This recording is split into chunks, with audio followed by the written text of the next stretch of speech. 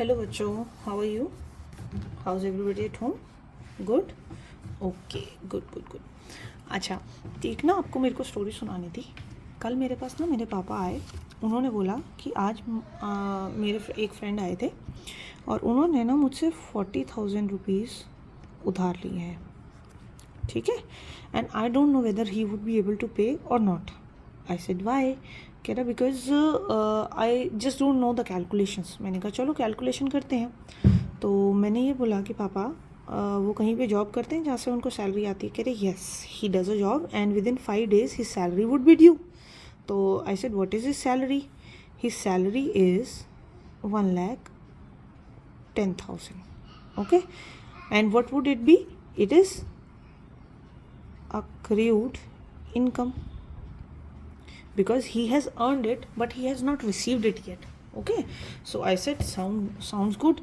He has to receive 1,10,000 and he has to give 40,000. Karen, no Swati, apart from me he has taken 20,000 worth of loan from another friend as well. I said okay, so what is the total loan that he has taken? Liability or short term loan, it is 60,000. And he has the salary of 1,10,000. He said I forgot to add one thing, that he also gave 10,000 last month to a friend of his which would pay in this current month. So ultimately he is to receive 1,20,000 this month and he has to pay 60,000 this month. मैंने कहा this is a very good figure. Your money is totally safe, Papa, because he has twice as much the amount as his liabilities are. See, liabilities are 60,000. His assets in form of accrued income are 1,20,000. Okay, if we cancel it out, this becomes 2-1. Say for what does this mean? For every 1 rupee of current liability he has 2 rupees of current assets to pay. Okay, तो I said अरे पापा magic तो देखो, ये तो current ratio का formula है। Current ratio का फॉर्मूला क्या होता है? Is current assets divided by current liability, which measures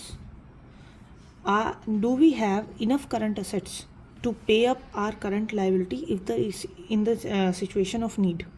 Okay, so we can say that it tells about the liquidity position of the company in short term, because current liabilities and current assets are these are those assets and liability that are realized within the operating period or within 12 months.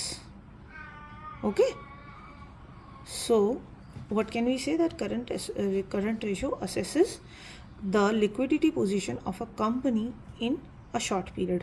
Okay, so one more thing I wanted to tell you, that there is an ideal ratio for current ratio, that is 2:1. Okay, so he said, oh, I again forgot to tell you one thing. I said what? Get it out of this 1,20,000 now.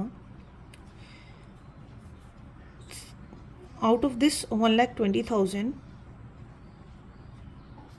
1,10,000 which is his salary, out of this 50,000 are received in cash and rest 60,000 are received in coupons for Reliance groceries, and I ain't going to accept these coupons as my payment.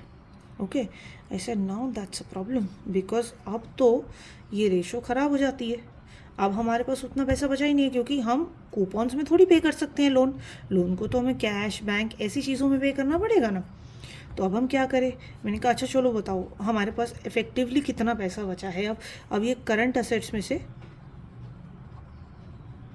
हम ऐसी चीज़ें minus कर सकते हैं जिसमें हम पे नहीं कर सकते, कांट बी यूज्ड टू पे। ठीक है, और करंट लायबिलिटी तो उतनी ही है, ठीक है। तो हमने कहा कि आपकी करंट असेट्स थी 1,20,000, उसमें से आप 60,000 यूज़ नहीं कर सकते हो, 60,000 हमने माइनस कर दिया, ठीक है।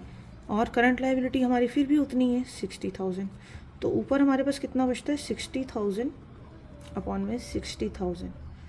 तो व्हाट डज इट सेज कि every 1 rupee of current liability pay up करने के लिए हमारे पास every 1 rupee of current assets है। तो हमने कहा कि चलो ठीक है कि अगर इतना भी पैसा हमारे पास बचा हुआ है तो हमारी लायबिलिटीज़ तो पे हो जाएंगी, ठीक है।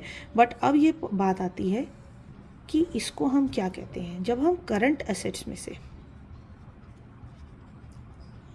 ऐसी चीज़ें माइनस कर देते हैं जो कि पेमेंट ऑफ लाइबिलिटीज़ के लिए यूज़ नहीं हो सकती हैं। फॉर एग्जांपल, अब अगर हम कंपनी का एग्जांपल लेते हैं, can we use inventory to pay up our bills? No. Can we use prepaid expenses to pay our bills? No. तो ये वाली जो हमारी असेट्स हैं, असेट्स तो हैं बट हम इनको एज सच यूज़ नहीं कर सकते हैं। अगर हमारे पास किसी लायबिलिटी की पेमेंट आनी होगी तो हम ऐसा करते हैं कि एक रियलिस्टिक रेशो निकालते हैं जिसके अंदर हम ये दोनों चीज़ें माइनस कर देते हैं और उसको करंट लायबिलिटी से डिवाइड कर देते हैं। तो ये वाला पूरा पार्ट पता है क्या कहलाता है? ये पूरा पार्ट कहलाता है लिक्विड असेट, ठीक है। ये लिक्विड असेट्स है। और ये रेशो क्या कहलाती है पता है? ये रेशो कहलाती है लिक्विड रेशो, ठीक है। और इसकी आइडियल रेशो पता है क्या होती है? इसकी आइडियल रेशो होती है 1:1 कि अगर आज भी हमें ये पे करना पड़े ना लाइबिलिटीज़, तो इतना पैसा है हमारे असेट्स के अंदर करंटली अवेलेबल कि हम 1-1 रुपया इसका चुका देंगे, ठीक है। बाकी ज़्यादा हो तो बहुत बढ़िया, लेकिन बहुत ज़्यादा हो, जैसे कि करंट रेशो अगर बहुत ज़्यादा है, इसका मतलब ये है कि हमारा हो सकता है इन्वेंट्री में बहुत पैसा फंसा हुआ हो, ठीक है। Either this can also be said that extra cash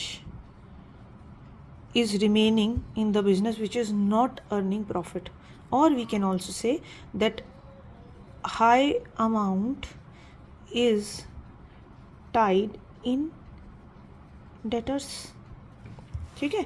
और लिक्विड असेट्स के अंदर हमने डेटर ये क्या बोलते हैं इन्वेंट्रीज तो हटा ही दिया। अब इसके अंदर बाकी की दोनों चीज़ें भी इसके अंदर आ जाती हैं कि बाकी की दोनों, अगर ये बहुत ज़्यादा रेशो हाई है तो वी कैन से कि excess cash is there in the business and not earning profit, ठीक है। और दूसरा आता है high amount tied in debtors, ठीक है। सबको समझ आया? चलो अच्छा, अब एक क्वेश्चन दे रही हूँ मैं आपको। क्वेश्चन क्या है?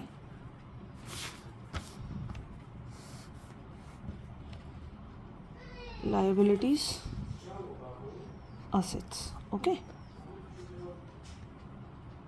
करंट असेट्स में prepaid expenses 10,000, debtors 50,000, cash and equivalents 60,000, inventory 30,000, current liabilities 80,000. Find current ratio and quick ratio और liquid ratio, ठीक है बेटा। ये करके लाना आप घर से।